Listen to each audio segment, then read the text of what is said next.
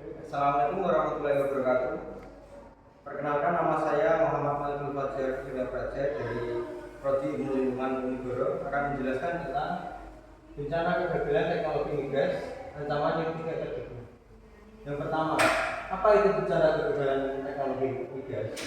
Bencana kegagalan teknologi migas adalah sebuah bencana yang menyebabkan kerusakan pada lingkungan, benda maupun manusia yang berasal dari kegagalan sistem dari perawatan minyak dan gas bumi seperti kilang, anjungan lepas pantai, dan juga kapal pengangkut minyak atau pipa distribusi.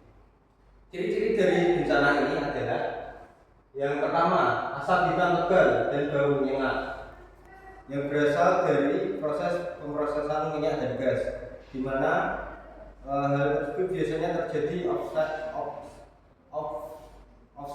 atau trip dari tulang yang akan menyebabkan keluarnya gas beracun atau kepulan asap hitam yang tersebar di lingkungan. Yang kedua, suara ledakan keras dari fasilitas migas. Hal ini biasanya terjadi apabila terjadi kegagalan yang disebabkan oleh percikan api pada suatu tangki bahan bakar atau pipa pemrosesan bertekanan. Ledakan ini biasanya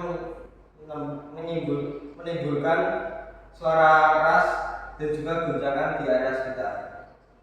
Selanjutnya ada panas berlebihan dari sekitar area insiden. Ini bisa disebabkan karena kebakaran atau keluarnya paparan panas dari flare atau proses pembakaran gas bumi. Selanjutnya ada kontaminasi tanah dan air akibat tumpahan minyak. Ini biasanya terjadi di area lepas pantai atau di dekat pipa saluran distribusi minyak dan juga depo kilang penyimpanan minyak bumi.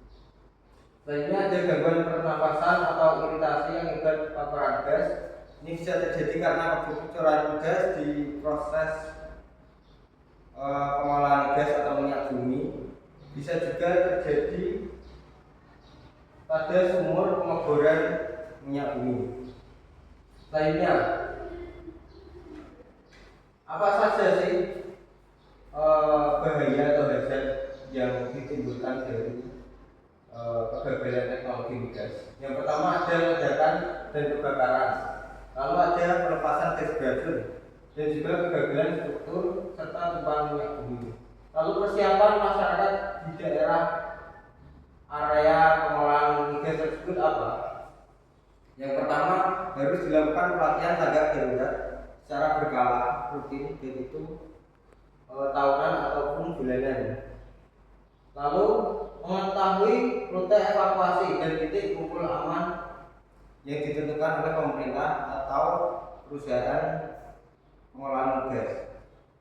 Lalu menyediakan alat pelindung diri seperti masker gas dan kotak penjaga pada setiap warga atau setiap kakak yang menghuni di sekitar area pengolahan gas.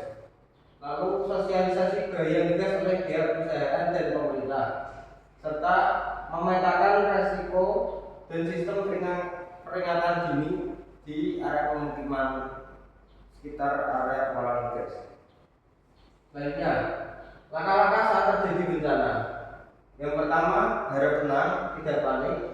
Lalu segera gunakan masker atau kain basah untuk menghindari paparan gas ataupun kepulan asap jika terjadi ciri-ciri hazard seperti yang disebutkan sebelumnya.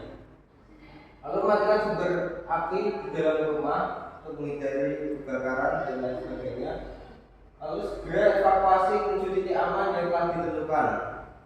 Biasanya pada masa ini akan terdengar peringatan dari fasilitas pengolahan migas dan harap segera melakukan evakuasi dini.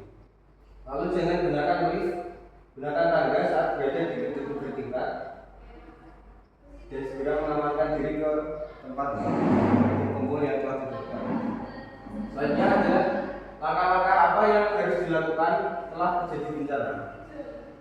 Yang pertama, periksa keselamatan anggota keluarga dan cari pertolongan jika ada yang ada yang terluka. Yang kedua, jangan kembali ke rumah atau area terdampak sebelum dinyatakan aman oleh pihak yang berwenang. Selanjutnya, laporkan kondisi dan keberadaan pada petugas atau posko terdekat untuk memastikan semua warga atau penduduk telah diamankan.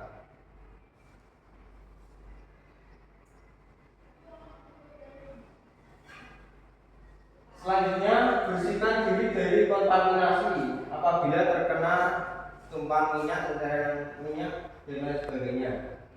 Lalu ikut serta dalam pemulihan lingkungan dan trauma healing setelah kondisi dinyatakan aman. Dari saya cukup. Apabila ada salah kata, saya ucapkan mohon maaf. Wabillahi taufiq wal hidayah. Wassalamualaikum warahmatullahi wabarakatuh.